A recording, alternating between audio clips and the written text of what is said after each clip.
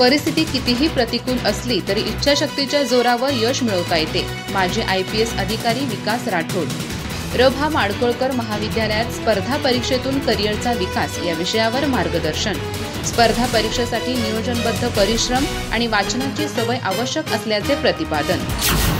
परिस्थिती कितीही प्रतिकूल असली तरीही इच्छाशक्तीच्या जोरावर आपण आपल्या आवडत्या क्षेत्रात प्रगती करू शकतो. विद्यार्थ्यांनी ध्येयपूर्तीसाठी सातत्याने मेहनत घेतली पाहिजे, असे मत माजी IPS अधिकारी नाबार्डचे विद्यमान विभागीय प्रबंधक विकास राठोड यांनी व्यक्त केले. र.भा. माडखोलकर महाविद्यालयाच्या कॉमर्स आणि अकाउंटन्सी विभागाच्या वतीने आयोजित स्पर्धा परीक्षेतून करिअरचा विकास या विषयावरील मार्गदर्शनपर व्याख्यानात ते बोलत होते. या कार्यक्रमाच्या अध्यक्षस्थानी महाविभागाचे प्रभारी प्राचार्य डॉक्टर SD गोरल होते. यावेळी बोलताना राठोड म्हणाले, स्पर्धा परीक्षांसाठी पदवीपर्यंतचे बेसिक शिक्षण आवश्यक आहे.